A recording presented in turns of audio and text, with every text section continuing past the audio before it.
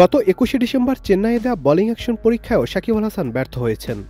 দিন দুয়েক আগে আনুষ্ঠানিকভাবে সেই পরীক্ষার ফলাফল জেনেছে বিসিবি। তবে কাল রাত পর্যন্ত লিখিতভাবে ফলাফল না জানতে পারায় বিসিবি বিষয়টিকে আনুষ্ঠানিকভাবে ঘোষণা করতে পারছে না।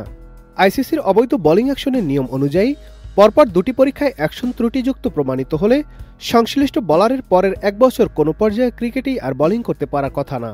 সেক্ষেত্রে সাকিব যদি সত্যি সত্যি চেন্নাইও ফেল করে থাকেন, এখন থেকে পরের 1 বছর যে কোনো পর্যায়ে ক্রিকেটে বোলিং নিষেধাজ্ঞায় থাকবেন তিনি।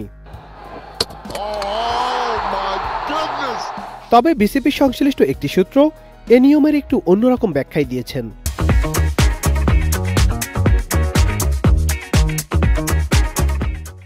তিনি বলেন সাকিব আপাতত বোলিং করতে পারবেন না, তবে বোলিং অ্যাকশন ত্রুটিমুক্ত করতে কাজ চালিয়ে যেতে পারবেন। তাতে যে মুহূর্তে তার মনে হবে অ্যাকশনে আর সমস্যা নেই, তিনি তখন আইসিসি অনুমোদিত যে কোনো সেন্টারে অ্যাকশনে পরীক্ষা দিতে পারবেন। কিন্তু তাতেও যদি অ্যাকশনে ত্রুটি ধরা পড়ে, তাহলে পরের 1 বছর বোলিং তো নয়, ওই সময়ের মধ্যে অ্যাকশন শোধরানোর পরীক্ষাও আর দিতে পারবেন না।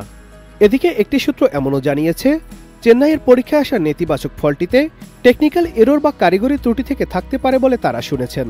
সেক্ষেত্রে এই পরীক্ষার ফলাফল হিসেবের মধ্যে আনা হবে না। সাকিব দ্বিতীয় পরীক্ষা দেওয়ার সুযোগ পাবেন আবারও। Nadim Hasan, Channel I.